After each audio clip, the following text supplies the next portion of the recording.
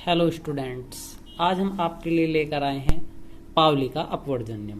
तो बच्चों, आपने पूर्व में क्वांटम संख्या पढ़ी थी। उन क्वांटम संख्याओं के आधार पर ही पाउली ने एक अपना नियम दिया था जिसे हम पाउली का अपवर्जन नियम कहते हैं। तो बच्चों, इस नियम के अनुसार किसी परमाणु के दो इलेक्ट्रॉनों की चारों क्वांटम संख्याएं समान नहीं हो सकती। यानी कि इस नियम के अनुसार यदि हम कोई परमाणु लें और उसके दो इलेक्ट्रॉनों की चारों क्वांटम संख्याएं कभी भी क्या नहीं हो सकती बच्चों, समान नहीं हो सकती। देखते हैं कैसे। तो बच्चों, उसके लिए लेकर आए हैं हम हीलियम 2। तो लिखते हैं इसका इलेक्ट्रॉनिक विन्यास क्या बनेगा, 1s2। तो बच्चों, हमारे पास 1s2 है, इसके हम दोनों इलेक्ट्रॉनों के लिए चारों क्वांटम संख्याएं ज्ञात करते हैं। तो इस तरफ लेंगे हम पहले इलेक्ट्रॉन के लिए, पहले इलेक्ट्रॉन के लिए, और इंगे लेंगे हम दूसरे इलेक्ट्रॉन के लिए। ठीक है बच्चों। तो पहले इलेक्ट्रॉन में कितने पे रहा होगा बच्चों, 1s1, और दूसरे इलेक्ट्रॉन पे ये रहा होगा 1s2 पे। ठीक है बच्चों। अब यहां से निकालते हैं इसकी चारों क्वांटम संख्याएं। तो n मुख्य क्वांटम संख्या, l द्विगंशी क्वांटम संख्या, m चुंबकीय क्वांटम संख्या और s चक्रण क्वांटम संख्या। ऐसे इसमें n l m s। तो क्या कहा था पाउली ने, इनकी चारों क्वांटम संख्याएं कैसी नहीं हो सकती बच्चों, समान नहीं हो सकती। तो सबसे पहले हम निकाल लेंगे इसकी 1s1 की। तो 1s1 में तो जो पहला नंबर लिखा रहा है बच्चों, शुरू की तरफ क्या लिख रहा है यहाँ 1, तो n का मान क्या है बच्चों, 1 है। ठीक है। अब l के मान के लिए s उपकोष में, s उपकोष हेतु, तो बच्चों ये सूत्र है s उपकोष हेतु l बराबर होगा 0। ठीक है।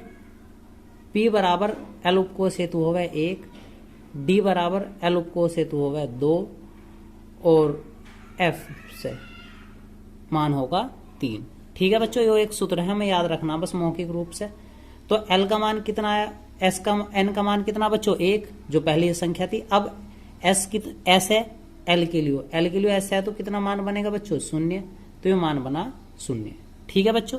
जब l बराबर 0 तो सदैव m बराबर भी कितना रहेगा बच्चों, 0 रहेगा। ठीक है बच्चों।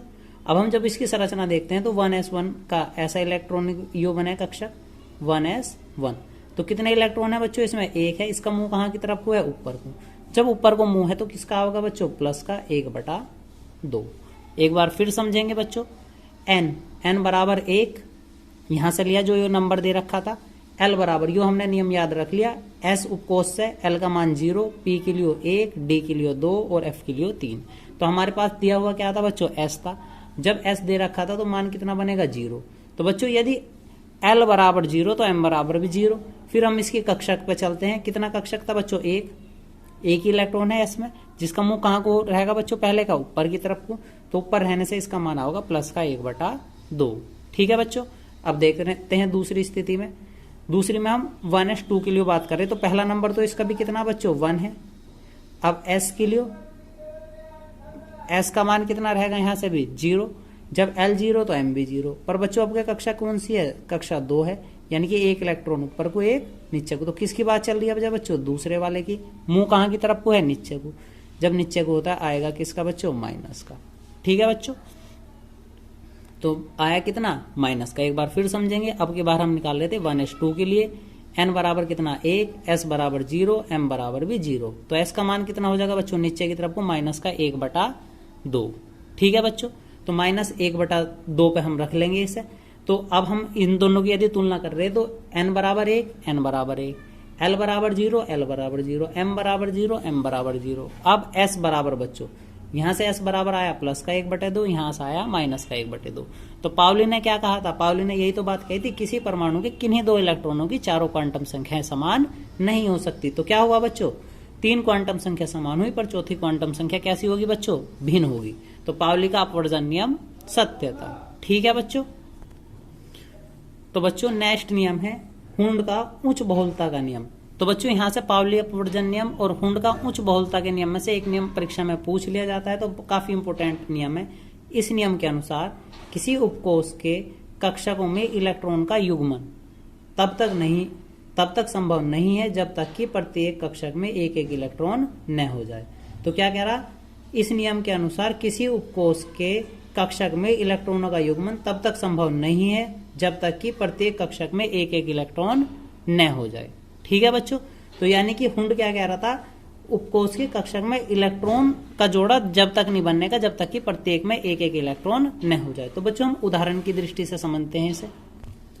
तो बच्चों हम लेकर आए हैं कार्बन 6, तो 6 के लिए हम लिखते हैं इसे 2 4, क्योंकि बच्चों बोरबरी का नियम क्या था, 2 8 18 32, तो हमने तोड़ा इसे 2 और 4 में। इसका इलेक्ट्रॉनिक विन्यास लिखते हैं बच्चों 1s2 2s2 और 2p। कितने थे बच्चों, केवल 4 हैं तो s तक 2 जा सके थे, कितना बनेगा 2। तो जब हमारे पास यहाँ पे कितने थे, s वाले में 2 आ सके थे, तो 1s2 2s2 2p 2। ठीक है बच्चों, इसके बाद आगे चलते हैं बच्चों। तो आगे के नियम में हम क्या करेंगे बच्चों, इनके इलेक्ट्रॉनों को बांटना शुरू करेंगे। ठीक है बच्चों, तो बांटने की स्थिति क्या है, इनके कक्षक बनाएंगे। यो पहले में एस में आप सभी ने पूर्व में पढ़ा था, एस में कितने कक्षक हों, एक, यहाँ भी एक एस है बच्चों, इसमें भी एक कक्षक होगा। यो पी है, पी में कितने कक्षक होंगे थे बच्चों, 3।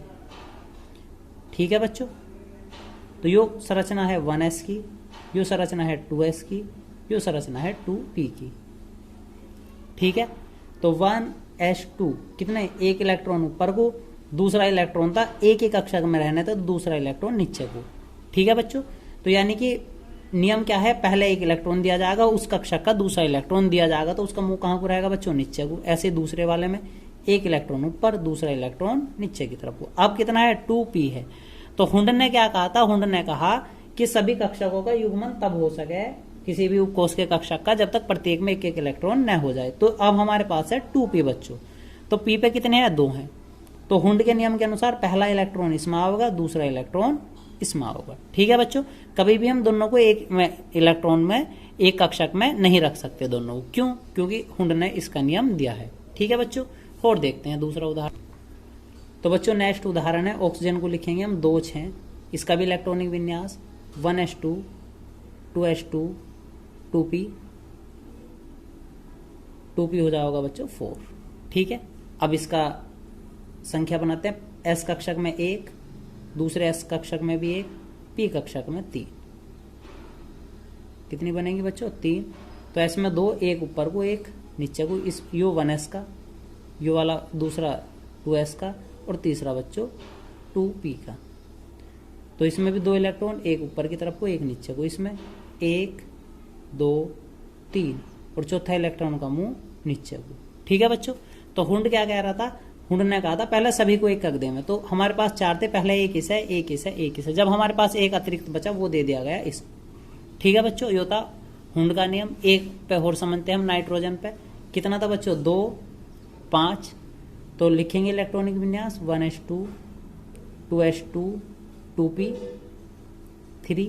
तो तोड़ेंगे पहला कक्षक, दूसरा कक्षक, और बाद में तीसरा कक्षक। तो इसमें कितना था बच्चों, 1s, यो वाला 2s और यो वाला 2p।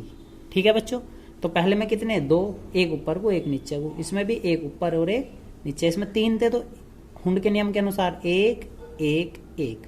अब यदि हमारे पास अतिरिक्त होते तो पहले से देना शुरू कर दे। ठीक है बच्चों, तो ये होता बच्चों हुंड का उच्च बहुलता का नियम। तो बच्चों आपको आज का वीडियो हमारा कैसा लगा, वीडियो को शेयर करें, लाइक करें और हमारे चैनल को सब्सक्राइब करें। धन्यवाद।